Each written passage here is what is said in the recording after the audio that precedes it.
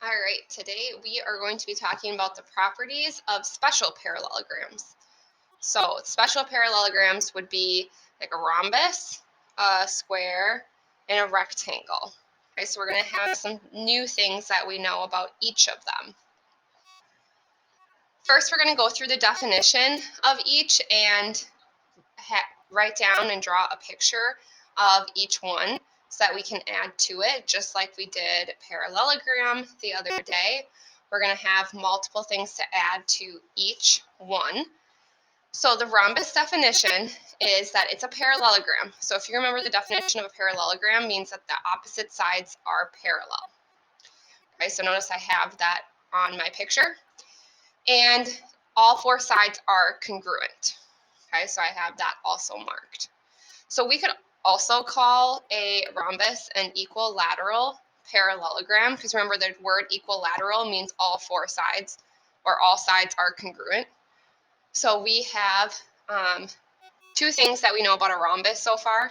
Opposite sides are parallel, and we have all four sides are congruent. Also a rectangle. So a rectangle is a parallelogram. So that means we know that the opposite sides are parallel. And I'll add that into our picture here. And with four congruent angles. Okay, so I have my four congruent angles up there.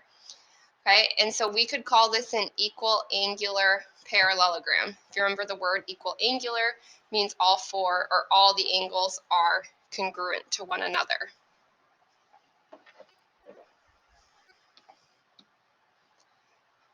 Make sure you're taking time to draw each picture because we will be adding to each picture throughout today. Then a square. A square could be called an equal angular rhombus or an equilateral rectangle. Or I could even consider it a regular parallelogram, possibly. So multiple names for a square. So we know that all four angles are congruent. We know all four sides are congruent. And we know the opposite sides are parallel. So we already know a lot of things about a square. So let's keep going. All right, this conjecture, not used very often, but it is one that does come up every now and then. It's just a conjecture I'm just going to talk about quickly. Don't think too hard about it. So, the double-edged straight edge conjecture. Okay, this one says that if two parallel lines are intersected, so we got parallel lines are intersected by a second pair of parallel sides that are the same distance apart. So notice these are a certain distance apart here. Okay, so I'm going to do my best to draw my next pair to be about the same distance apart as the blue. I think I'm pretty close here. Okay, so if we have two parallel lines intersected by a second pair of parallel lines that are the same distance apart as the first pair, then the parallelogram that is formed, so see here we have a certain parallelogram formed here, is a what kind of parallelogram? Would that be a square, a rectangle, or a rhombus? Hopefully, everyone said rhombus. Okay, because if they're the same distance apart, that means their intersection points would all be congruent distance apart here. So congruent, congruent, congruent, congruent. Okay, which would make that a rhombus because the opposite sides are parallel here. The red sides are parallel, the blue sides are parallel. So kind of a weird one. And yes, it's called the double-edged straight edge conjecture because the whole point of this is like taking a ruler. Okay, so pretend you have a ruler here. Okay, and taking it, drawing a straight line this way, drawing a straight line this way. and then taking that ruler, oops, and spinning it. I'm going to go back on my slides here though, so we're on the same one. Okay, and spinning it, okay, and then drawing straight lines this way. That's why it's called the double-edged straight edge conjecture, because they're thinking that you're going to use a straight edge to help you get that rhombus and those parallel lines in the middle.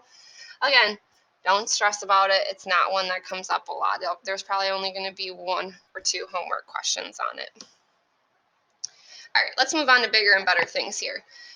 Let's talk about the rhombus diagonals conjecture. So if you think back to our parallelogram, our diagonals bisected each other. In a rhombus, the diagonals are perpendicular and they bisect each other.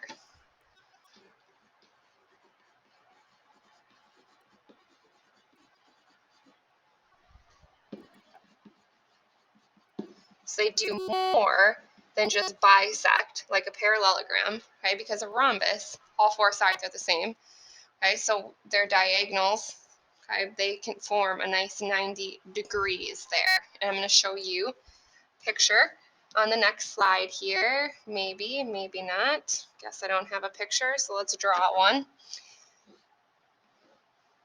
See if I can draw a nifty rhombus. Diagonal, diagonal, 90 degrees, still bisect. So the diagonals are not congruent. Obviously, if you look from the top left corner to the bottom right corner, that's a lot farther away than the other diagonal.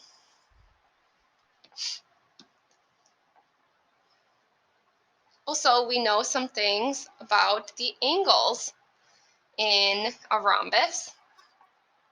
So the diagonals of a rhombus actually bisect the angles as well. So the diagonals of a rhombus bisect the angles of a rhombus. Okay, so we have a couple things about those diagonals here. I think I have a picture. Hopefully, if I don't, there we go. That's what I was looking for before. All right, so I have all of the extra things in there. The only thing I don't have on here is the opposite sides being parallel, but I think I have everything else. We just learned that the diagonals not only bisect each other, but they form this perpendicular. So that is different than the parallelogram diagonals. We also just found out that the diagonals bisect all the angles. Okay, so if this angle is 40 here, this angle is 40 here. Bisect splits it in half. So this angle total would be 80 degrees. So take a minute, write all that down. I know it's a lot, but you'll be happy you have it. All right, moving on to rectangles. So for rectangles, there's not too much we need to add to it just because a rectangle isn't that exciting of a quadrilateral. But the diagonals of a rectangle, so thinking about a rectangle, thinking about the diagonals crossing, okay, they do bisect each other. And there is something else unique about a rectangle's diagonal versus a parallelogram and a rhombus. Think about the angles are all the same and are nice upright. So the diagonals of a rectangle are congruent.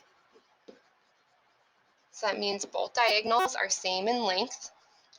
And yes, they still bisect each other. Because if you remember, you guys, these are all parallelograms. So all the diagonals are going to bisect each other because that's what we learned in the parallelograms one.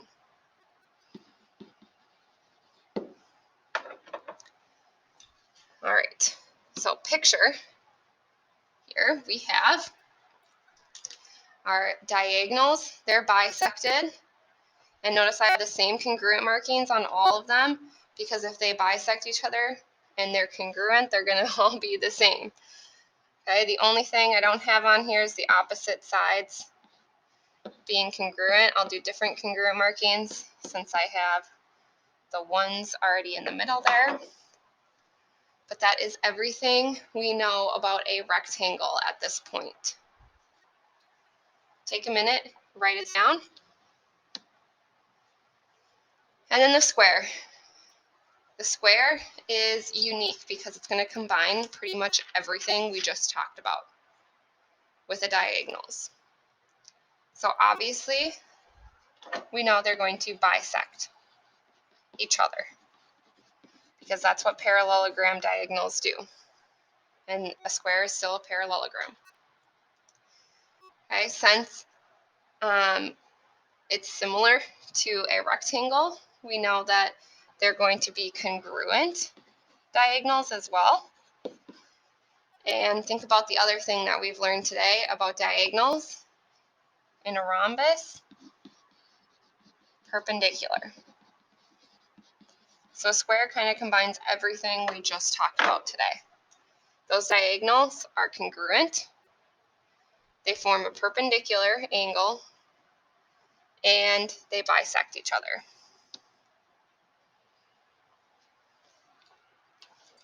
All right, so I know this isn't everything we know about a square. We can put our 90s, do your best if you need it. Opposite sides are parallel. Oops, I should probably put that the same way. And I think that is everything about a square. So take a minute, write it down. Okay, we learned a lot of new things about all these different quadrilaterals today. So please take a minute and write down and draw a picture for each one because each one is a little different.